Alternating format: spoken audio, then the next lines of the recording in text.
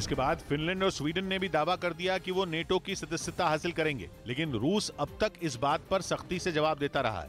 इस बार तो रूस ने साफ कह दिया है कि अगर दोनों देशों तक नेटो पहुंचा तो अंजाम बहुत खतरनाक साबित हो सकता है। फिनलैंड और स्वीडन को अब रूस के आक्रामक रुख से डर सताने लगा है। दोनों को लगता है कि आज नहीं तो कल रूस उन पर हमला कर सकता है, इसीलिए वो नेटो का सदस्य बनने का फैसला कर चुके हैं। हालांकि उनका ये कदम यूरोप में एक नई जंग की बुनियाद रख सकता है। ये भी तय है कि अगर स्वीडन और फिनलैंड में जंग छिड़ी तो सीधा टकराव नेटो और रूस के बीच होगा, जो विश्व युद्ध से कम नहीं होगा।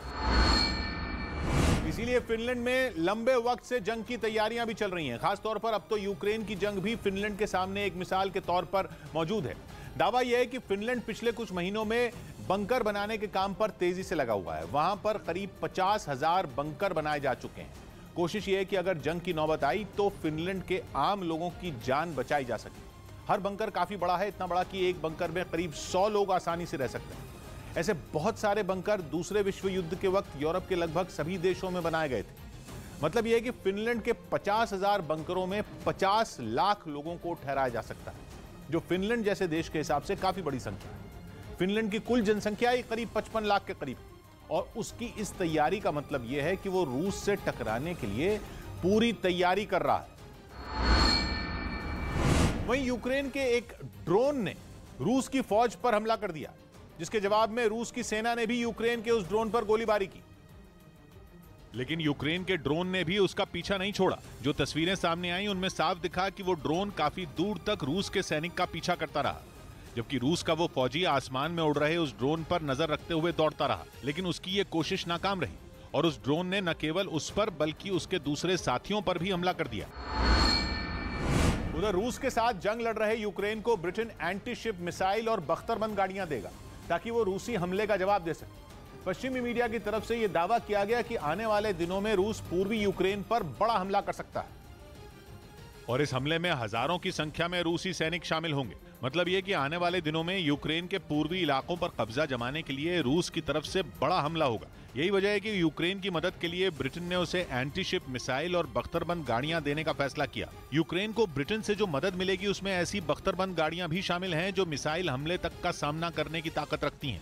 इसके अलावा काला सागर में रूस की घेराबंदी तोड़ने के लिए Britain harpoon anti ship missile भी भेजेगा। यूक्रेन को भेजी जाने वाली मदद में मास्टिफ नाम की एक बख्तरबंद गाड़ी भी शामिल है, जिसका वजन 23 टन है। पेट्रोलिंग के लिए इस्तेमाल की जाने वाली इस गाड़ी में 10 लोग आसानी से बैठ सकते हैं।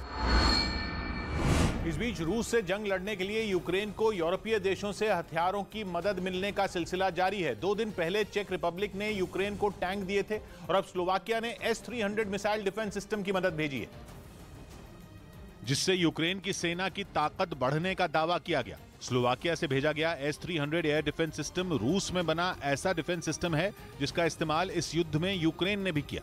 मतलब साफ है कि रूस को यूक्रेन की जंग में अपने ही हथियारों का सामना करना पड़ रहा है। हालांकि स्लोवाकिया के प्रधानमंत्री ने यह साफ किया कि यूक्रेन को हथियारों की मदद देना युद्ध में शामिल होना नहीं है, बल्कि मासूम लोगों की जान बचाना है। Tento obranný systém pomôže zachrániť čo najviac nevinných životov pred agresiou Putinovho režimu।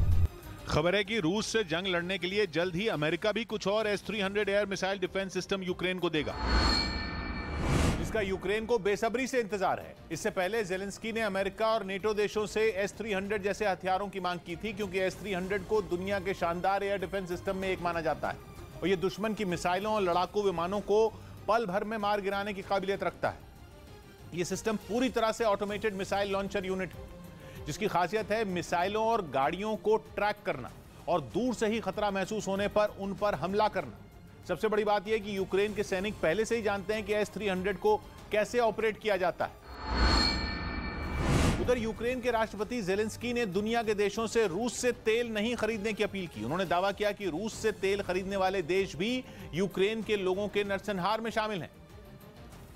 और इसके लिए उन्होंने एक वीडियो ट्वीट किया जिसमें रूस के तेल के इस्तेमाल और उसके यूक्रेन पर हमले की तुलना की गई। वीडियो में दिखाया गया कि कैसे रूस को दिए गए तेल के पैसों का इस्तेमाल उसने हथियारों का जखीरा बढ़ाने में किया और फिर उन्हीं हथियारों का इस्तेमाल उसने यूक्रेन के खिलाफ किया। वीडियो में रूसी हमलों में तबाह हुए यूक्रेन के कई इलाकों को भी दिखाया गया और दुनिया के देशों से अपील की गई कि वो रूस से तेल खरीदना बंद कर दें।